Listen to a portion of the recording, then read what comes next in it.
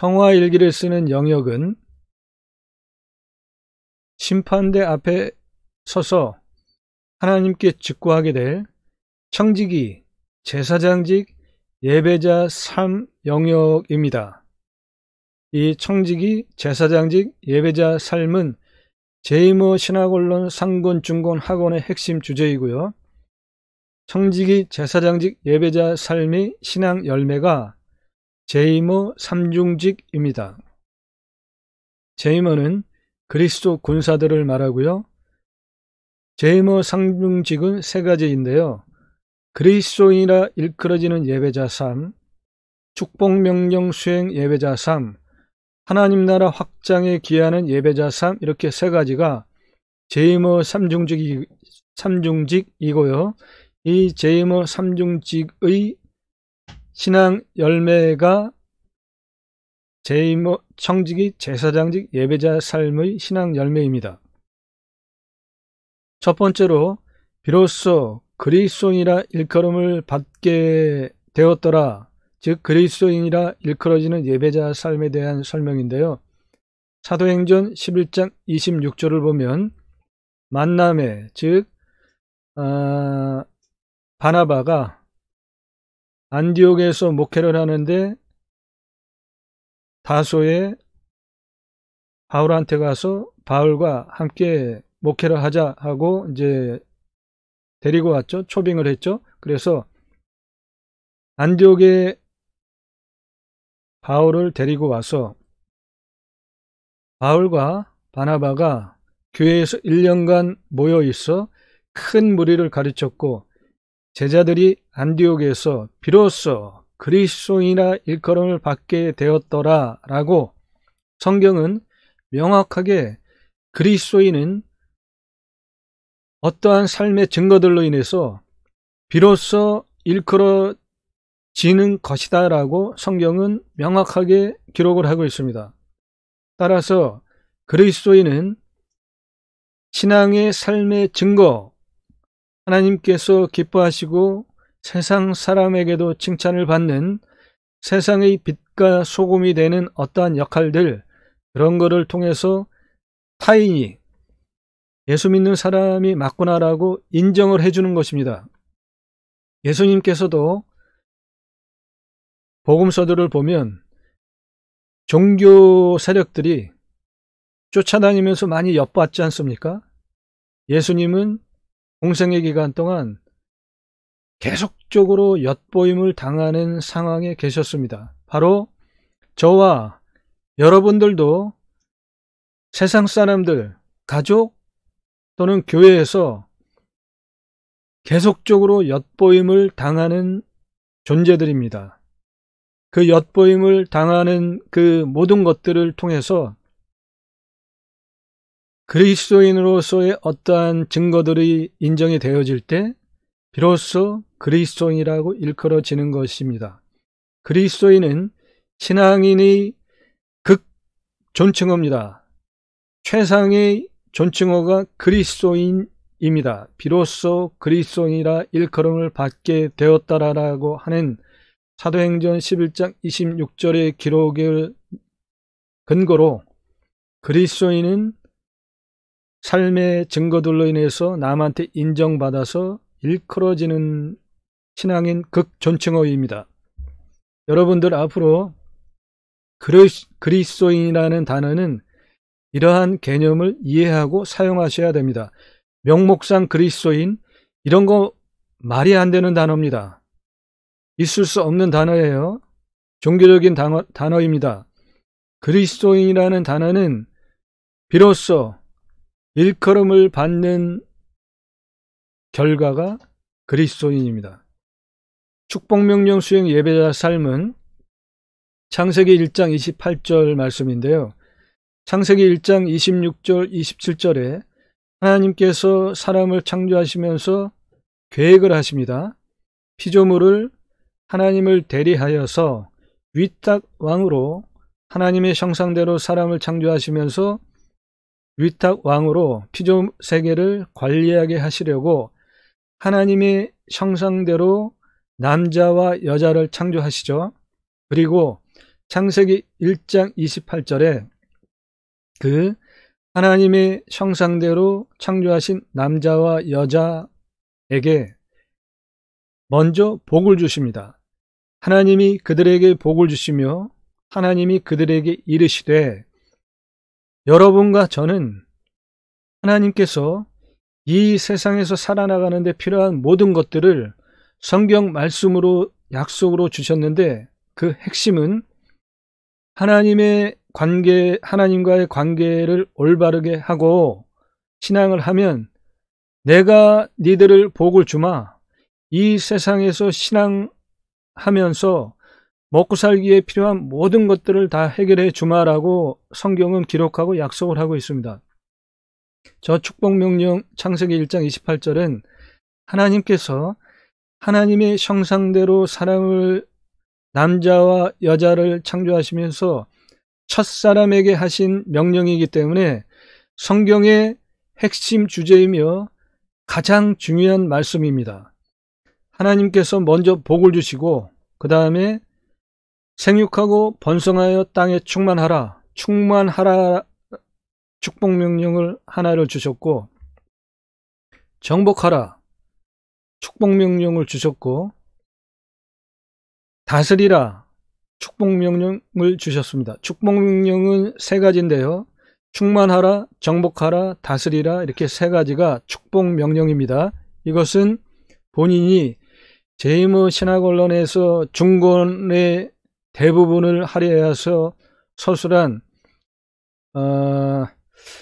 아마 제 생각으로는 축복명령이라는 용어는 제가 처음 만든 것이 아닌가 싶습니다. 그 전에 다른 곳에서 축복명령이라는 용어를 제가 찾아보지 못했는데 저 축복명령은 하나님께서 신앙하면서 하나님의 형상대로 창조된 여러분과 제가 이 세상에서 살아나가기 위해서 먹고 사는 데 필요한 모든 것들을 주신 명령입니다. 두 번째 땅을 정복하라고 성경에 기록이 되어져 있는데 제가 땅을 정복하라라고 읽지 않은 이유는 저 정복하라라는 것이 생육하고 번성하여 땅에 충만하라라는 것을 모두 정복하는 것으로 보는 것이 가장 정확한 해석입니다. 그래서 저 땅을 포함하여서 생육하고 번성하여 땅에 충만하기 위한 모든 조건을 정복하는 것 그렇게 이해를 하시면 되고요. 충만하라는 생육하고 번성하여 땅에 충만하라면 그 시작이 결혼이죠. 그리고 다스리라는 바다의 물고기와 하늘의 새와 땅에 움직이는 모든 생물을 다스리는 것이죠. 저 축복명령 세 가지 충만하라, 정복하라, 다스리라는 그리스도인에게만 위탁이 되는 하나님의 명령입니다. 생육하고 번성하여 땅에 충만하라라는 충만하라 명령은 모든 사람에게 해당이 되고요. 예수님을 믿던 안 믿던 모든 사람들 그리고 정복하라와 다스리라는 창세기 1장 28절에 이렇게 기록이 되어져 있죠. 그런데 사람의 죄악으로 하나님께서 홍수로 노아와 그 가족 그리고 선택한 어떠한 것들 동물 식물 그런 것들 그 노아의 방주에 들어가게 허락한 것들을 제외하고는 모두가 다 죽었지 않습니까? 사람이 다 죽었잖아요. 그런데 그 홍수를 내리신 하나님의 그 징계 그 앞을 보면 사람의 죄악 때문에 하나님께서 사람을 만드신 것을 후회하셨다라고 기록이 되어져 있는 것이 창세기 5장에 기록이 되어져 있지 않습니까? 하나님께서 사람을 창조하시고 후회를 하셨대요. 너무나 자기 마음대로 그 본성대로 죄악된 삶을 하나님을 떠나서 살았기 때문에 그래서 홍수로 싹 사람을 죽이시고 홍수 후에 노아와 다시 하나님께서 언약을 하시는데 그 노아와 언약을 하시는 창세기 9장 장면 여러분 한번 확인해 보십시오. 창세기 9장 한번 볼까요? 창세기 9장을 보면 1장에서 17절에 하나님이 노아와 새로운 언약을 세우시는 기록이 되어져 있는데요. 그 창세기 5장은 아담의 계보고 사람의 죄악에 대해서는 창세기 6장에 기록이 되어져 있네요. 예, 맞습니다. 창세기 5장의 사람의 죄악에 대해서 하나님이 창세기 6장 5절에 여호와께서 사람의 죄악이 세상에 가득함과 그의 마음으로 생각하는 모든 계획이 항상 악할 뿐임을 보시고 땅 위에 사람 지으셨음을 한탄하사 마음에 근심하시고 이르시되 내가 창조한 사람을 내가 지면에서 쓸어버리되, 이렇게 기록이 되어져 있죠. 그래서 이제 홍수로 심판을 하신 겁니다. 그리고 창세기 9장에 하나님이 노아와 다시 언약을 세우시는데 이때 주목할 대목이 있습니다. 여러분 성경 한번 들여다보세요. 창세기 9장 1절에 보면 하나님이 노아와 그 아들에게 복을 주시며 그들에게 이르시되 생육하고 번성하여 땅에 충만하라. 그리고 중간에 쭉 나오다가 7절에 너희는 생육하고 번성하여 땅에 가득하여 그 중에서 번성하라 로 성경이 끝납니다. 창세기 1장 28절에 있는 땅을 정복하라, 바다의 물고기와 하늘의 새와 땅에 움직이는 모든 생물을 다스리라, 이 정복하라와 다스리라는 명령이 빠졌습니다. 여러분, 이거 매우 중요한 겁니다. 이 축복 명령에 정복하라, 다스리라가 왜 빠졌는지를 이해하시고 그것이 무슨 하나님의 뜻이 있으시고 계획이 있으신지 그것을 깨달으시고 그렇게 사시려고 하신다면 여러분들은 하나님께서 매우 기뻐하시고 앞으로 여러분들의 앞날을 축복하실 것이라고 저는 확신합니다. 이 땅을 정복하라와 바다의 물고기와 하늘의 새와 땅에 움직이는 모든 생물을 다스리라를 빼버리시고 사람의 죄악 때문에 사람을 모두 죽이시고 홍수 심판 후에 정복하라 다스리라를 빼신 이유는 모든 사람들한테 그 명령에 해당되는 것으로 놓아 보니까 사람이 죄악을 자기 마음대로 하고 창세기 6장에 그래서 하나님이 후회하시면서 다 쓸어버리려고 그렇게 작정을 하셨잖아요. 그래서 정복하라와 다스리라는 예수 그리스도께 이 시점서부터 위탁이 되어졌다라고 저는 이 성경을 해석을 합니다. 그리고 예수님을 통해서 구원을 받은 그리스도인이라고 일컬어지는 자들에게만 저 정복하라와 다스리라가 청직이 제사장직으로 위탁이 되어지는 것입니다. 그렇지 않으면 정복하라 다스리라는 자신의 욕망을 위해서 자기 마음대로 정복하고 다스리는 것을 한번 생각을 해보십시오. 어떻게 되겠나?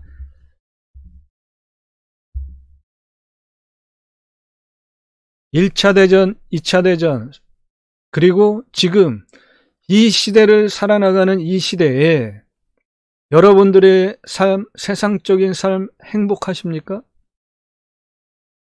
만일에 행복하지 않다라고 생각하신다면 그 원인이 어디에 있습니까? 바로 그 원인은 사탄이 이 세상의 신으로 이 세상을 지배를 하고 사탄의 지배를 받고 있는 자들이 정복하고 다스리는 것을 자기네들 마음대로 하기 때문에 빈부의 격차가 생기고 모든 부조리한 문제들이 생기고 모든 악들이 생기고 그렇게 되는 것입니다. 저 축복 명령은 매우 중요한 하나님의 첫 번째 명령입니다. 제이모신학원론 중권 한 권에 모두 저 축복 명령의 내용들이 있기 때문에 그때 충분하게 설명을 드리겠습니다. 하나님 나라 확장에 기여하는 예배자 삶은 마태복음 28장 끝부분에 나오는 거죠. 18, 19, 20 예수께서 나와 말씀하여 이르시되 하늘과 땅의 모든 권세를 내게 주셨으니 그러므로 너희는 가서 모든 민족을 제자로 삼아 아버지와 아들과 성령의 이름으로 세례를 베풀고 내가 너희에게 분부한 모든 것을 가르쳐 지키게 하라. 올지어다 내가 세상 끝날까지 너희와 항상 함께 있으리라 하시니라. 이 말씀이 하나님 나라 확장에 기여하는 예배자 삶입니다. 마태복음 28장 18절에서 20절에 나오는 예수님께서 땅끝까지 가서 복음을 전하라고 하는 저 명령을 수행하는 것이 하나님 나라 확장에 기여하는 예배자 삶입니다. 성경은 창세기 1장 28절에 축복 명령으로 하나님께서 사람에게 첫 번째로 하신 것이고 마태복음 28장 18, 19, 20절에 성자 하나님이신 예수님께서 그리스도 사역을 완성하시고 승천하시기 전에 하신 저 말씀이 성경의 마지막 명령이다라고 해도 과언이 아닙니다. 그 안에, 그 중간에 하나님을 사랑하라 또는 여러 가지 말씀과 계명들이 있죠. 성경에 하나님께서 첫 번째로 하나님의 형상대로 창조하시면서 하신 창세기 1장 28절에 충만하라 정복하라 다스리라 축복 명령, 예수님께서 마지막으로 하신 땅끝까지 가서 복음을 전하라고 하신 저 말씀 두 가지만 잘 이해를 하고 그대로 순종하고 수행을 하시면 여러분은 하나님께서 기뻐하시는 자로 하나님께서 여러분의 앞길을 열어가실 것을 저는 확신합니다. 하나님 나라 확장 명령인 마태복음 28장 19절에 그러므로 너희는 가서 모든 민족을 제자로 삼아 아버지와 아들과 성령의 이름으로 세례를 베풀고, 저 세례를 베푸는 부분에 대해서 좀 말씀을 드릴 필요가 있는데요. 여러분은 평신도입니까? 소위 종교 시스템, 종교 체계에서 얘기하는 평신도예요? 성경에 평신도라는 기록이 있습니까? 여러분들은 평신도가 아닙니다. 성경을 근거로 여러분은 왕같은 제사장입니다. 복음의 제사장입니다. 평신도가 아닙니다. 여러분들은 더 이상 평신도라는 용어를 거부하셔야 합니다. 여러분은 왕같은 제사장, 복음의 제사장입니다. 제사장이 뭡니까? 구약의 제사장은 대제사장이 있고 제사장이 있었죠. 구약의 제사장은 하나님께 나아갈 수 있도록 제사를 드리는 자였죠. 그런데 신약에 예수님께서 오시고 죽으시고 부활하시면서 이 제사장의 직분을, 대제사장의 직분을 예수님이 완성하셨죠. 구원을 받으면 바로 여러분들이 왕같은 제사장, 복음의 제사장이 되는 것입니다. 즉 평신도가 아니고 여러분과 저는 왕같은 제사장, 복음의 제사장이기 때문에 스스로 목회를 하실 수 있고요. 세례를 베푸는 거 물론 당연히 됩니다. 여러분, 왕같은 제사장, 복음의 제사장입니다. 스스로 나의 생활 범위 안에서 비로소 그리스도인이라 일컬어지는 신앙적 삶을 사시면 그것이 바로 목회입니다. 목회라는 것은 이미 있는 종교체계 안에서 신학교를 나온 목사가 하는 것만이 목회가 아니고요. 왕같은 제사장, 복음의 제사장인 여러분과 제가 비로소 그리스도인이라고 일컬어지기 위해서 신앙적인 삶을 살면 그것을 통해서 복음의 교도보가 확보되는 것이죠. 하나님께서 기뻐하시고 사람에게 칭찬을 받는 것들로 인해서 복음의 교도보가 확보가 되는 것입니다. 그러한 것들이 모두 목회입니다. 목회라는 개념을 새롭게 생각을 하실 필요가 있습니다.